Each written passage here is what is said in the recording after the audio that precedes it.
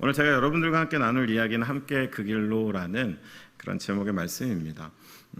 아까 잠깐 1부 예배 끝나고 2부 예배 끝나고 WEC 왜 국제선교동원 팀이다라고 하니까 좀 문의하시는 분들도 계신데요. 제가 오늘 이 주일날 예배 시간에 막 제 이야기를 많이 할 필요는 없을 것 같아서 말씀을 안 드렸었는데요. 저는 비서구 선교동원, 그러니까 한국과 서구를 제외한 저희에게는 좀 선교지로 익숙한 지역에 가서 좀 교회가 열악하기도 하고 사람들이 경험이 부족하기도 하지만 그들에게 선교의 기초를 가르치고 또 도전하고 또 그들의 마음속에 움직임이 있으면 그 모든 과정들을 좀 도와서 하나의 선교사가 세워지고 또 선교적 교회로 변화되는 일들, 그런 일들 하고 있는 팀에 소속된 선교사입니다. 저도 이제 맡고 있는 나라들이 있고 그 지역에 가서 부족하지만 선교를 열심히 가르치고 또 도전하고 또 마음 품은 사람들을 돕는 일들을 하고 있습니다. 저는 오늘 말씀을 나누면서요, 길에 대한 이야기들이 좀 자주 나올 것 같습니다. 여러분들 길을 잘 찾으시는지 모르겠습니다. 저는 사실 좀 길치의 그런 어떤 소질이 좀 있습니다. 그래서 최근에 이제 내비게이션이 나와서 길을 궁극적으로 잃어버리지는 않지만 여전히 저는 길을 자주 잃어버립니다. 사람들에게 길을 잃었다라고 말을 안 할 뿐이지 제 스스로 혼자 이렇게 덮고 숨기고 갔던 경험들은 되게 많습니다. 사실 이런 것들이 이렇게 큰 일은 아니죠. 저희가 길 좀 잃으면 좀 돌아가면 되고 좀 더디 가도 됩니다. 그래서 우리는 그냥 길을 잃어버렸다라는 것들을 그렇게 사소하게 대할 수 있지만 한켠에서 우리는 사람들이 우리들의 인생을 이야기할 때도 길에 비유하는 것들을 빈번하게 사용하는 것들을 보게 됩니다. 어떤 분들이 살아온 여정이라는 표현을 쓰기도 하고요. 걸어온 길이라는 표현도 쓸 때는 아마도 그것이 지나온 인생에 대한 의미다라는 것을 우리는 자동적으로 알 수 있습니다. 우리가 나아가야 될 길이 어디인가, 우리가 가야만 할 길은 어디인가라는 이야기를 하면 그건 당연히 우리의 인생의 목적이나 또 우리에게 맡겨진 사명에 대한 이야기를 의미한다라는 것 알고 있습니다. 하지만 앞서 말씀드린 것처럼 제가 어디 가다 길을 좀 잃는 거는 괜찮습니다. 그냥 하루의 해프닝이고 에피소드입니다. 하지만 인생에 비유되어 있는 길을 잃어버린다라는 것은 조금은 심각한 문제인 것 같습니다. 지난 코로나 때를 지나면서도 많은 선교사들이, 많은 목회자들이 저와 교제권에 안 있는 분들이 많은 그런 이야기를 했어요. 길을 잃어버린 것 같다라는 말씀을 했어요. 어디로 가야 될지 모르겠고 무엇을 해야 될지 모르겠다라는 그런 마음 아픈 이야기들을 나누는 것을 기억하고 있습니다. 또 오늘 우리 시대의 청년들의 고민들을 들어보아도 또 젊은 세대들 안에는 내 앞에 있는 불확실성, 어떤 정해지지 않은 것들이 막연한 두려움이 되고 막연한 어떤 불안과 두려움이 되는 것들을 통해서 정말 마음속에 하나님이 주신 것들이 참 마음과 삶에 많은데도 불구하고 움츠려 있는 젊은 청년들도 많이 보게 되는 것 같습니다. 하지만 우리는 당장 드러난 우리들의 삶의 모습을 통해서 길을 잃었다, 길을 잃지 않았다라고 말할 수는 없습니다. 성경의 한 예를 들어본다면 우리가 광야를 걸어가는 이스라엘 백성을 기억하고 있습니다. 광야에 선 이스라엘 백성들은 어떤 모습일까? 사실 그 무리들이 광야 안에 있다라는 그 모습만 놓고 보면 길을 잃은 것 아닌가라는 생각을 할 수도 있고 또한 길을 걸어가고 있는 거 아닌가라는 생각을 할 수도 있습니다. 우리가 길을 잃어버렸을 때 그것이 삶에 대한 이야기일 때는 우리는 고집을 피기도 하고 또는 우리 안에 어떤 혼돈 속에서 주저앉아 있기도 하지만 방법은 알고 있습니다. 저희는 저희가 어디쯤 와 있는지를 잠깐 멈춰서 살피고 어디로 가야 될지를 점검하고 그래도 우리 안에 어려움이 있다면 도움을 청하면 되는 것이죠. 이스라엘 백성이 광야에 있을 때 모습도 겉모습은 그냥 광야에 있는 사람들의 무리였지만 그 안에도 차이는 있었습니다. 대부분의 사람들은 자기 안에 있는 내 경험과 내 생각에 의지하면서 광야에 방황하는 삶을 살아갔다면 그 안에 많지 않았지만 하나님의 언약을 믿고 하나님을 향한 신뢰하는 믿음으로 광야에 머무는 사람들은 같은 모습이지만 누군가는 길을 잃어가고 있고 누군가는 길을 찾아가고 있는 큰 차이가 그 안에 있더라는 것입니다. 우리들의 삶으로 돌아와 봐도 마찬가지죠. 저희는 오늘 예배를 드리고 나면 또 내일 일상으로 돌아갑니다. 아마 주일날 저녁에 직장 다니신 분들은 제일 싫다고 얘기하시더라고요. 그래서 그때 갑자기 이렇게 좀 말수가 적어지시고 그러던데요. 내일 되면 저희는 또 뭔가 치열하고 버겁고 반복되는 일상으로 돌아가야 됩니다. 우리의 겉모습은 다 비슷합니다. 하지만 거기에는 차이가 있다라는 거예요. 우리에게 보여지지 않은 아직 다가오지 않은 길을 과연 나 자신에 대한 믿음으로 살아갈 것인가 아니면 하나님에 대한 믿음으로 살아갈 것인가, 그것이 차이를 만드는 것이지 당장에 살아가는 겉모습이 우리가 길을 찾았는지 잃었는지를 결정하지는 않는다라는 것입니다. 저도 자주 가는 특정 국가가 있습니다. 출장 때문에 자주 가는데요. 그 나라의 국민들은 굉장히 친절합니다. 그래서 그 나라 국민들을 우리가 대할 때는 참 마음이 좋지만 여러분 조심하셔야 될 것은 그 나라 국민들의 특징 중에 하나가 몰라도 아는 척을 그렇게 미소 지으면서 한다는 거예요. 제가 2부 예배 때도 어느 나라라고 언급은 안 했는데 자꾸 이제 마음에 간질간질한 게 광고 때마다 이제 곧 간다는 그 나라인데 여러분들 광고에 계속 나오고 계신데 거기 계신 분들이 되게 친절해요. 그러다 보니까 몰라도 아는 척을 잘합니다. 이게 비하하는 게 아니라 실제 그렇습니다. 특히 길에 관련해서는 어디로 가야 됩니까? 물어보면 웃으면서 일로 가면 된다라고 답변해서 가보면 막다른 길이고 또 어디로 가야 됩니까? 그래서 따라오라고 그러면 같이 가다 여기 아니네 그러고 돌아서는 경우도 있었습니다. 여러분들 우리가 길을 찾기 위해서는 잠시 멈추고 우리가 어디 있는지 보고 어디로 가야 될지를 보며 도움을 받으려고 한다면 우리는 그 길을 알고 있는 사람에게 도움을 받아야만 올바른 길을 찾아갈 수가 있다는 것입니다. 오늘 말씀 속에서 이스라엘 백성을 향해서 하나님이 하신 이 말씀 속에는 어쩌면 좀 안타까운 이야기들이 담겨 있습니다. 가야만 하는 길, 하나님 백성으로 그들이 가야만 했던 길을 가라라고 하지만 또 그들이 들어야 될 음성을 들어라 라고 이야기하시지만 그들의 반응은 우리는 그리로 안 가겠습니다. 우리는 그 소리를 듣지 않겠습니다 라고 저항하고 외면하는 그런 모습이 오늘 본문 가운데 등장하고 있습니다. 한 가지 오늘 본문의 배경을 좀 살펴보면요. 이 선지자가 예레미야 선지자가 이 말씀을 하나님 말씀을 선언할 때 선포할 때에 그 상황은 요시아라는 남유대의 왕이 우리가 흔히 말하는 부흥 또는 개혁이라는 그런 사건의 중심에 선 그때 즈음을 이야기하고 있습니다. 우리는 그냥 요시아라는 왕이 다른 왕과는 좀 달라서 그때 좀 부흥이 있었다, 개혁이 있었다라고 이야기하고 지나가기가 쉽지만 사실 부흥과 개혁은 우리에겐 좋은 일이지만 부흥과 개혁이 일어날 때 마음이 좀 아픈 것은 그동안 우리가 얼마나 하나님에게서 멀었는지, 우리가 얼마나 하나님이 원하시는 길을 걷지 않았는지, 우리가 얼마나 하나님의 목소리를 경청하지 않았는지가 순간 드러나기 때문에 부흥과 개혁 앞에는 깊은 참회와 회개가 뒤따르게 되어 있습니다. 여러분 요시아 왕 때에 정말 많은 깨달음들이 쏟아지기 시작했습니다. 열왕기하 22장, 23장에 보면 그 이야기들이 굉장히 자세히 기록되어 있습니다. 다 살펴볼 수도 없습니다. 그 중에 가장 제가 읽어보면서 충격적이었던 것이 이 부분만 읽어보려고 하는데요. 열왕기하 23장 21절로 23절 말씀입니다. 같이 한번 읽어보겠습니다. 함께 읽겠습니다. 시작.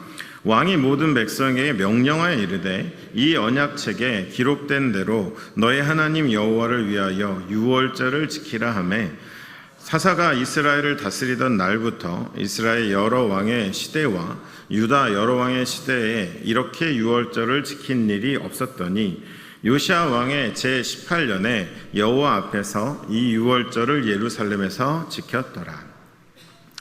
여러분들 유월절을 사사시대 이후, 사사시대 그러면 간단하게 정리해 본다면 왕이 없음으로 자기의 소견대로 사람들이 점점 사사기 1장 앞부분에 딱 한 번 하나님께 묻자와 가로되라는 이 표현이 등장하고 나서는 내내 하나님을 찾지도 않고 자기의 소견대로 살아가던 그 시대로부터 요시아가 말씀 앞에 공동체가 하나님의 뜻 앞에 눈을 뜨게 되는 이 상황 이전까지 하나님 말씀대로 유월절을 지키지 않았다라는 것이 기록되어져 있습니다.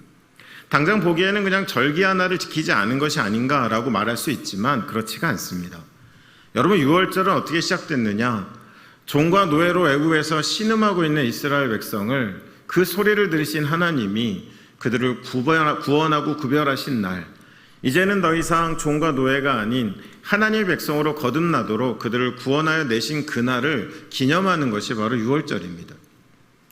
그날을 지키는 것을 잃어버렸다는 것은 단순히 절기 하나를 빼먹은 것이 아니라 이미 그들이 누구인지, 그들이 하나님께 어떤 은혜를 받았고 하나님이 어떤 역사를 그들 가운데 이루었는지를 이제 망각한 채 그저 세상의 일원으로, 세상의 한 사람으로 살아가고 있다라는 것을, 살아왔다라는 것을 이 말씀은 우리에게 반증하고 있다라는 것입니다. 그들은 길을 잃었습니다. 어떻게 살지에 대해서 하나님의 뜻과는 너무 멀어졌습니다. 자신을 잃었습니다. 누구로서 이 땅을 살아갈지에 대한 것들도 그들은 잃은 지 오래입니다. 그리고 결과적으로 하나님을 잃어버렸습니다. 하나님을 말하지요.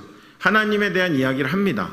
하지만 하나님을 잃어버렸다는 것은 더는 하나님의 통치, 하나님의 다스림 안에 살아가지 않고 인간의 자치, 세상의 흐름, 세상 안에 등장하는 크고 작은 힘들에 의존해서 살아왔다라는 것을 오늘 말씀은 우리에게 반증하고 있다라는 것입니다. 여러분, 하나님이 우리에게 주시는 메시지는 한결같습니다. 하나님께 돌아오라는 거예요.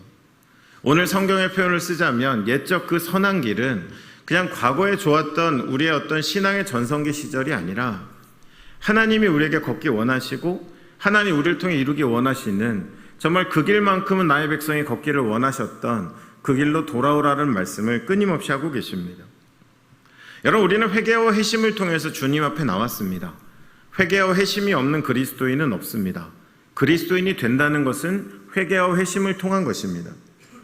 그런데도 불구하고 중세교회를 거치면서 이 회개와 회심마저도 많은 부분들 안에 왜곡되고 변질된 것들을 우리가 발견하게 됩니다. 여러분, 중세교회를 제가 통째로 일반화시켜서 문제가 있다라고 말씀드리는 건 아니에요. 하지만 아쉬운 것은 우리가 그렇게 가슴 뜨겁게 받아들이는 복음이 교리화되어져 가고 그리스도의 몸으로 함께 지어져 가는 교회가 제도화되어 가는 과정 가운데서 이제는 모든 것들이 좀 시스템화되면서 우리 안에 소중한 가치들이 왜곡되는 일들이 분명 중세교회에 일어났었습니다. 그 중에 한 가지가 이 회심과 회개인데요. 중세교회 지도자들이 이제 교회의 틀을 세워가면서 회개와 회심이라는 의미 가운데 선택한 라틴어 단어가 있습니다. 그것은 뭐냐면 파이니텐티아라는 단어입니다. 저도 외웠어요. 여러분들 알고 있는 게 아닙니다. 제가 이제 더워 죽겠는데 이상한 얘기한다 하실 텐데 그냥 여러분 모르셔도 됩니다. 이 의미는 아셨으면 좋겠어요. 그 단어를 선택한 이유는 신의 은총으로 죄를 고백한다라는 의미의 단어인데요. 그 처음 이 단어를 품은 사람들이 강조하고 싶었던 것은 신의 은총, 요즘 잘 안 쓰는 말이죠. 하나님의 은혜로 우리가 죄를 고백하게 된다라는 하나님의 은혜를 강조했던 표현입니다. 근데 이게 교회 안에 사용되면서요, 점점 하나님의 은혜에 찍혀있던 강조점들이 흘러서는 입술로 고백한다라는 표현으로 흘러가게 됩니다. 그래서 여러분들 천주교회는 고해성사라는 제도가 있지요.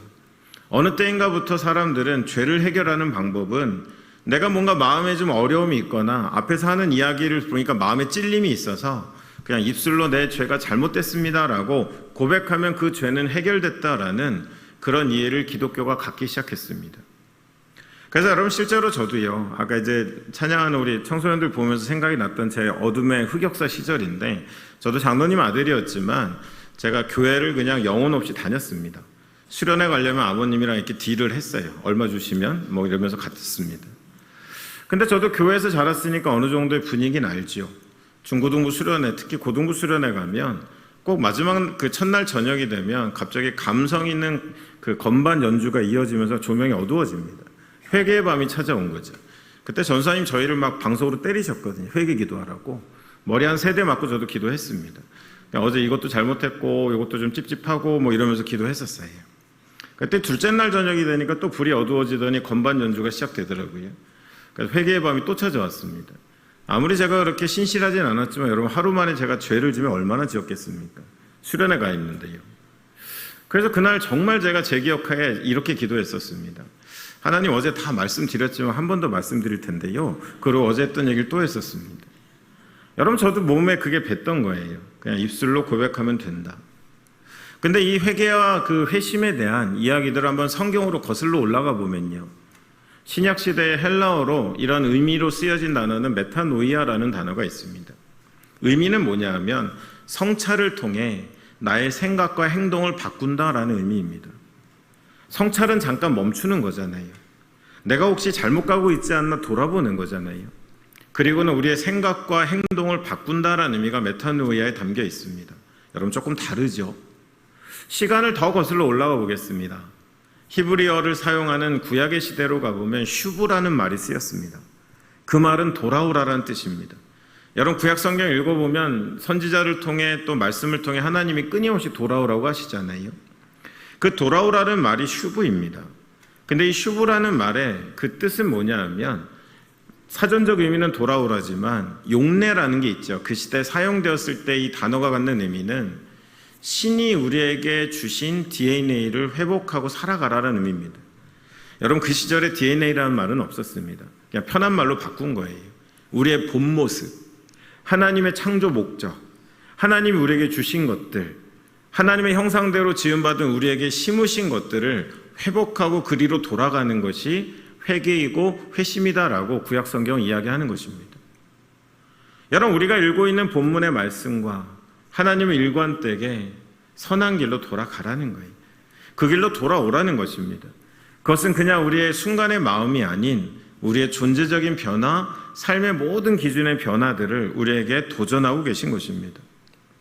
그렇다면 옛적 그 선한 길, 우리가 함께 가야 될 그 선한 길은 무엇인가? 우리가 옛적 선한 길을 이야기할 때 우리 여기 특히 어른 성도님들이 갖고 계신 내가 정말 한참 뜨거울 때, 제가 일전에 한번 대전에 있는 한 교회 집회 인도하러 갔더니 3040 수련회인데요, 저는 그렇게 처절한 찬양 인도를 처음 들어봤습니다. 이분들이 육아하느라고 신앙에서 좀 멀어졌는데 다 선교단체 출신들인 거예요. 42살의 남자 성도님이 찬양 인도라는데 단체 티를 입고, 이게 청복교회 그렇게 하시라는 건 아니지만 권사님들이 아이들을 다 봐주신 거예요. 모처럼 은혜를 누리는데 막 눈물 콧물 흘리면서 찬양 인도 하더라고요. 저도 옛날에는 열방을 품고 하나님을 품고, 근데 지금은 직장을 품고 육아만 품고 이루고 배만 나오고 이러면서 막 우는 거예요. 그거 끝나면 제가 설교해야 되는데 무슨 설교를 해야 되나 머리가 하얘졌었습니다. 여러분, 우리의 과거에 우리 안에 좋았던 그 시절로 돌아가자는 게 아니에요. 옛적 그 선한 길, 하나님이 하나님의 백성들에게 가기를 원하시는, 너무도 오래 잃어버렸고 우리의 세상의 그 흐름들 속에서 우리는 너무도 멀어졌지만 다시 한번 그 길로 돌아가기를 바라시는 하나님의 마음이 그 안에 담겨 있다라는 것입니다. 여러분, 성경은요, 과거를 다시 한번 재현하는 것이 아닙니다. 성경의 역사는 미래를 구현하는 것입니다. 우리가 함께 공동체로서 과거에 좋았던 시절을 재현하는 게 신앙의 완성이 아니고 회복이 아니고, 한 번도 가보지 않은 길이지만 우리가 함께 하나님을 신뢰하면서 그 길을 함께 걸어가며 구현해가는 것, 그것이 성경의 역사다라는 것입니다. 그렇다면 우리가 함께 가야 될 길은 무엇이냐? 첫 번째, 그것은 하나님 백성으로서의 길입니다. 이스라엘을 통해 하나님 이것을 너무도 선명하게 말씀해 주고 계세요. 이스라엘에게 적어도 3가지 정체성을 주셨습니다. 창세기 12장 1절로 3절, 여러분 잘 아시는 말씀인데요, 아브라함을 부르신 이 장면 속에서 하나님은 그를 향해 열방의 복이 되라 라고 이야기하셨습니다. 이제 하나님의 복이 흐르는데 그 복의 통로가 되고 그 복의 근원이 되라라고 먼저 이 아브라함을 불러주셨습니다. 두 번째로 이스라엘을 향해 그들에게 왕같은 제사장이 되라고 부르고 세우셨습니다. 출애굽기 19장 5절로 6절 말씀인데요, 길지 않으니까 이 말씀은 같이 한번 읽어보겠습니다. 함께 읽겠습니다. 시작. 세계가 다 내게 속하였나니 너희가 내 말을 잘 듣고 내 언약을 지키면 너희는 모든 민족 중에서 내 소유가 되겠고 너희가 내게 대하여 제사장 나라가 되며 거룩한 백성이 되리라. 너는 이 말을 이스라엘 자손에게 전할지니라. 그들로 제사장이 되어 하나님과 세상 사이에 서서 마치 제사장과 같이 이 땅의 죄를 하나님께 고하며 하나님의 뜻을 그들에게 가르치는 일을 하라고 말씀하신 거예요. 그리고 끝으로 한 가지 더, 이사야 42장 6절에 보면 이스라엘 백성을 향하여서 너희를 이방의 빛으로 세웠다라고 말씀하고 계십니다. 여러분들, 하나님 백성의 길은, 저도 여러분에게 좋은 말씀만 드리고 싶지만 꽃길은 아닙니다. 주님 오시는 그날까지 우리가 꽃길을 걸을 수는 없습니다. 우리에게는 이 땅에서 맡은 사명이 있고, 우리에게는 타협할 수 없는 진리가 있고, 우리에게는 지켜 살아가야 될 하나님 말씀이 있기 때문에 우리는 꽃길만을 걸을 수는 없습니다. 그럼 하나님 왜 우리를 이렇게 두시느냐? 열방 한가운데, 열방은 하나님을 인정하지 않는 그 사람들과 지역입니다. 열방 한가운데 이스라엘을 두시고 그들을 복이 되게 하시고 제사장이 되게 하시고 일방의 빛이 되게 하신 것은 이제 그들을 통해 하나님을 무지한 열방 가운데 드러내기 위함입니다. 여러분, 이것을 우리가 잘 기억해야 되는 거예요. 바로 어떤 모습으로 살아가느냐가 하나님을 드러내는 겁니다. 여러분, 적어도 이곳에 계신 분들은 하나님을 알아갈 때 성경을 읽습니다. 성경을 읽으며 하나님을 알아가시죠. 하지만 여러분, 세상은요, 우리를 읽으면서 하나님을 알아갑니다. 성경을 진리라고 믿고 하나님이 살아계시다고 믿고 예수를 유일한 구원자로 믿고 살아가는 사람들의 삶을 읽으면서 세상은 하나님을 이해하기 시작한다라는 거예요. 여러분, 우리가 살아가는 우리들의 모습은 다양합니다. 우리는 주로 관심이 사람들이 우리를 뭐라 할까? 저도 뭐 이렇게 키가 큰 편이 아니어서 청소년기에 이 키 건드리면 되게 분노하고 그랬었습니다. 근데 지금은 뭐 이따가 한번 해보셔도 되는데 건드려도 아무 반응 없습니다. 여러분, 그냥 우리의 각자의 모습이잖아요. 우리는 그렇게 살아갑니다. 근데도 우리는 불구하고 사람들이 나를 뭐라고 생각할까? 나를 혹시 업신여기진 않을까? 나를 좀 초라하게 보진 않을까? 되게 신경 씁니다. 여러분, 우리가 정말 신경 써야 될 건 뭘까요? 우리를 통해서, 그리고 청복교회를 통해서 세상이 하나님을 어떻게 바라볼지를 우리는 신경 써야 됩니다. 나는 화려한데 나를 통해 보여지는 하나님이 초라하다면, 우리는 날로 성장해 가는데 우리를 통해 보여지는 하나님이 그들에게 작게만 다가온다면 우리는 뭔가 잘못된 길을 가고 있는 것입니다. 여러분들, 오늘 자녀들이 계셔서 제가 조금 불편할 수 있지만 다음 세대를 염려하는 교회들은, 한국의 교회는 대부분입니다. 실제로 여러분, 2023년도에 한 기관의 조사를 보면 여러분 정말 귀히 여기셔야 되는 게, 오늘 끝나고 나면 싫어하겠지만 손이라도 한번 잡아주셔야 되는 게, 여러분들 전 세계에서 2023년 전 대륙을 다 조사했는데요, 퓨 포럼이라는 기관에서 어릴 때 신앙에서 이탈한 그 확률이 가장 높은 나라 순위에서 1위는 홍콩이었고요, 0점 몇 점 차이로, 근소한 차이로 2위가 한국이었습니다. 여러분들, 저는 이렇게 생각해요. 교회 교육이 부족한 것이 아니라 자라면서 보니까 앞선 세대가 사는 모습이 이 땅이 전부가 아닌 것처럼 영원한 나라가 있고 하나님이 살아계시다라는 모습이 아니라, 이런 예배 시간은 참 우리가 좋은데 사는 모습은 이 땅이 전부인 것처럼, 이 땅에서 내가 뭔가 모든 것을 걸고 사는 것처럼 살았을 때 그 시간이 누적되면 영원한 나라는 없구나, 하나님이 살아계시다라는 것을 믿기는 참 어렵구나라는 그 다음 세대가 일어나게 된다라는 것입니다. 여러분들, 적어도 우리가 살아가는 삶을 통해서 하나님이 크고 위대하시고 나는 좀 초라할 수 있지만 저도 하나님에 관해서만큼은 하나님을 그렇게 드러낼 수 있는 사람이 되는 것, 그것이 바로 이 땅에서 우리가 함께 가야 될 하나님 백성의 길이다라는 것입니다. 두 번째로, 우리는 예수의 제자로서의 길을 걸어가야만 합니다. 예수님께서 누가복음 9장 23절 또 여러 구절에서 너희가 나를 따라오려면 자기를 부인하고 나를 쫓을 것이다 라고 말씀하셨습니다. 우리가 사는 시대는 여러분들 이거와 정반대로 가고 있어요. 바울 사도가 이야기한 디모데후서 3장 1절로 5절에 보면 말세에 고통하는 사람들이 서로 고통을 주고받는 때가 오는데 그 첫 번째 재앙의 시작이 자기를 사랑하고라고 되어 있습니다. 자기 사랑과 자기 애, 자기 체험이라는 것들, 나 중심의 사고가 점점 더 사실은 보호 본능이거든요. 나를 그렇게 인정해주지 않고 내가 기댈 곳이 없는 현대인들의 딜레마입니다.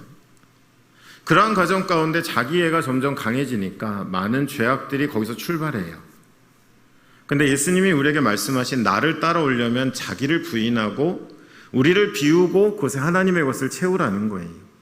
그래서 실제로 예수님도 이 땅에 오셨을 때 우리에게 그것을 보여주셨습니다. 빌립보서 2장 5절로 8절 말씀인데요, 제가 한번 읽어드리겠습니다. 너희 안에 이 마음을 품으라. 곧 그리스도 예수의 마음이니 그는 근본 하나님의 본체시나 하나님과 동등됨을 취할 것으로 여기지 아니하시고 오히려 자기를 비워 종의 형체를 가지사 사람들과 같이 되셨고 사람의 모양으로 나타나사 자기를 낮추시고 죽기까지 복종하셨으니 곧 십자가에 죽으심이니라. 여러분, 지금 최근에 제가 정말 주문같이 붙잡고 사는 단어가 있습니다. 케노시스라는 단어예요. 바로 이 빌립보서 2장 5절로 8절에 성경에 유일하게 등장합니다. 자기를 비워. 예수님이 우리에게 보여주신 삶의 그 방식, 그가 걸어갔던 그 선택의 길은 자기를 비워 하나님의 영광을 채우는 것이었습니다. 예수님이 비우셨을 때 하나님은 영광으로 채우셨어요. 예수님이 낮추셨을 때 하나님은 모든 일 위에 뛰어나게 그를 높이셨습니다. 예수님이 죽기까지 순종하셨을 때에 하나님은 그를 살리심으로 하나님의 큰 영광, 죽음도 가둘 수 없는 하나님의 영광과 구원을 드러내셨습니다. 여러분들, 예수 그리스도의 제자로 살아가는 것, 제자훈련이라는 프로그램의 끝에 있는 우리의 영광이 아닙니다. 예수를 닮아가는 것입니다. 예수가 우리의 삶에 보여지는 것입니다. 여러분, 이거에는 나이도 세대도 상관없습니다. 똑같을 수는 없지만 우리 안에 우리의 삶에 예수가 드러나야 된다라는 것입니다. 적어도 우리를 통해 우리가 머문 그곳에 예수의 향기가 있고, 여러분들, 세상이 왜곡하는 예수님의 방식, 정복하고 군림하고 높아지고 뭔가 사람들의 가장 높은 곳에 서는 것이 하나님의 영광인 것처럼 이야기하는 건 다 거짓말입니다. 길을 모르는 사람이 웃으며 우리를 잘못된 길로 인도하는 것입니다. 예수님은 비우셨습니다. 예수님은 낮추셨습니다. 예수님은 죽기까지 순종하셨습니다. 그리고 그 모든 것들에 하나님이 반응하셨습니다. 우리도 동일하게 예수의 제자로 살아간다면 비우고 낮추고 죽기까지 순종하는 삶을 살아갈 때 하나님이 우리의 삶 속에 참 하나님을 드러내시기 시작하실 거다라는 것입니다. 끝으로 마지막으로 우리가 함께 가야 될 길은 성령의 전으로서의 길을 걸어가야만 합니다. 여러분, 성전은 하나님의 임재의 장소이지요. 하나님 백성과의 만남의 장소입니다. 저는 종종 이렇게 교회를 좀 방문해서 설교하고 강의할 기회가 있어요. 오늘 청복교회는 제 앞에 서 보니까 거의 대부분의 자리가 가득 찼는데요. 어떤 교회들을 보면 정반대로 가는 경우들이 많아요. 그래도 몇 자리가 비어 있는데 정직하게 정말 모든 예배가 시작되기 전에 우리의 성전을 하나님의 임재가 가득 채우기를 바라며 정말 미리미리 기도하고 그것을 간절히 구하는 그런 교회들이 있는가 하면, 오로지 관심은 저 빈자리들을 채워서 사람들이 많이 모이는 교회 되게 하는 것이 본심인 교회들이 있습니다. 여러분, 그 교회들에게 해주고 싶은 이야기는 바로 오늘 말씀입니다. 옛적 그 선한 길을 돌아가라는 거예요. 하나님의 음성을 좀 들으라는 거예요. 성령이 우리 가운데 거하시는 하나님의 전으로서의 우리의 삶, 또 그 공동체로서의 교회가 바랄 것이 무엇인지 우리는 알아가야만 합니다. 고린도서 3장 16절에 그리고 6장 19절로 20절 말씀에 놀랍게도 성령은 우리 안에 이제 거하신다라고 이야기하고 있습니다. 예수님이 제자들에게 이제 너희에게 성령을 보내신다라고 하셨을 때 보혜사 성령이라는 말씀을 하셨는데요. 그 보혜사 성령은 바로 파라클레이토스라는 말이 쓰였는데, 클레이토스는 다양한 기능을 하는 조력자입니다. 근데 여러분, 저는 그거를 풀 자신은 없어요. 막 전문적으로 학문적으로. 하지만 제게 은혜가 됐던 단어는 클레이토스가 아니라 파라라는 전치사인데요. 그거는 바로 곁에라는 뜻입니다. 그 사이에 아무것도 없는 바로 곁에라는 뜻이에요. 성령이 우리와 함께 하시는 것들을 누리며 그것으로 말미암아 살아가는 것이 바로 우리가 함께 가야 되는 길입니다. 여러분, 제가 오늘 강의 시간이 아니기 때문에 이제 시간도 거진 다 됐기 때문에 길게 말씀드리진 않지만, 저도 어떤 특정 분야 안에서 선교의 어떤 흐름이나 목회의 흐름들에 대한 일들을 좀 조력하는 일들을 하고 있습니다.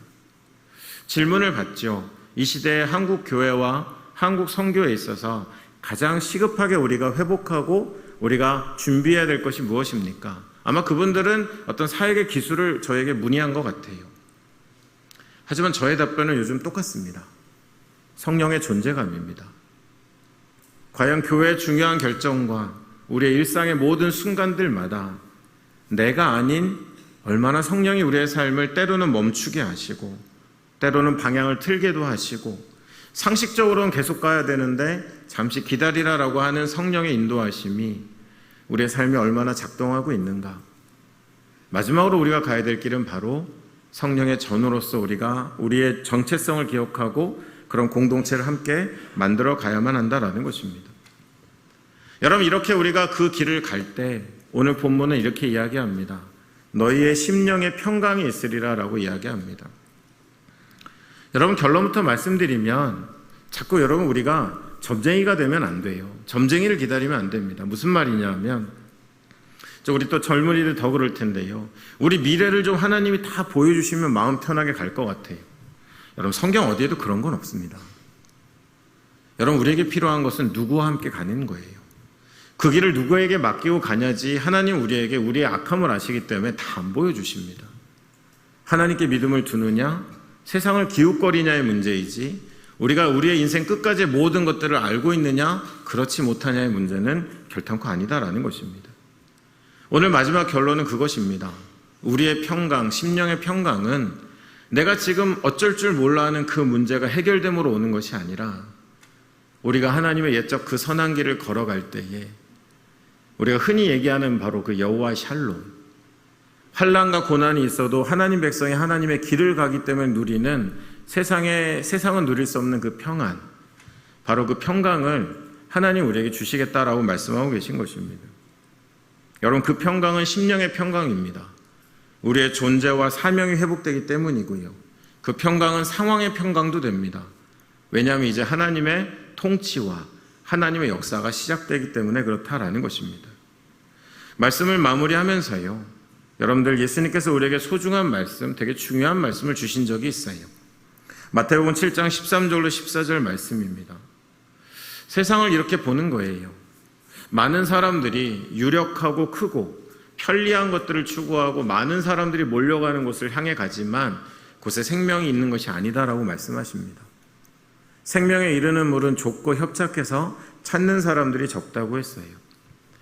여러분, 이 길을 가는 게 쉽지 않아요. 그래서 제가 오늘 말씀에 함께 가자는 말씀을 드린 겁니다. 여러분, 이 교회 안에서 정말 이렇게 공동체를 이루고 살아가는 것, 같이 기도해 줄 수 있고 손잡아 줄 수 있는 사람이 있다는 게 얼마나 큰 축복인지 모릅니다. 혼자로는 절대로 안 됩니다. 아무리 믿음의 용사라도 이 시대 가운데, 이 엄청난 도전의 시대 가운데 하나님 백성의 길을 홀로 걸어갈 수는 없습니다. 그래서 우리는 내가 좀 안 좋을 땐 그가 나를 도우고 그가 좀 좋지 않을 땐 내가 도울 수 있는, 함께 가고자 하는 하나님 앞에 공동체가 될 때 우리 안에 모든 사람들이 그 길을 걸어갈 수 있을 거다라는 것입니다. 여러분, 성경에는 하나님이 인생들에게 던지시는 질문이 많이 나옵니다. 그 질문 가운데 첫 번째로 던지신 질문이 있어요. 그것은 창세기 3장 9절에 나와 있는 아담아 내가 어디 있느냐라는 말씀입니다. 여러분, 하나님이 정말 아담을 못 찾았을까요? 너무 잘 숨어갖고 진짜 얘 어디 갔냐라고 해서 아담아 네가 어디 갔냐라고 하시는 게 아니잖아요. 여러분, 저 안에 담기는 의미는 뭡니까? 너무 안타까우신 거예요. 계획이 많았거든요. 지어놓고 너무 좋으셨거든요. 근데 초라하게 자기의 뜻대로 살아가려고 초라해진 아담을 보면서 이 안에 담겨있는 의미는 아담아 네가 왜 거기에 그런 모습으로 그러고 있느냐라는 하나님의 탄식이 바로 이 질문 안에 담겨 있습니다. 저는 여러분들 마지막으로 여러분들에게 이 말씀을 꼭 응원도 될 수 있고 우리의 다짐이 될 수도 있는 말씀이지만, 여러분 청복교회만 다니시지만 저는 좀 돌아다니거든요. 길을 잃은 교회들이 많습니다.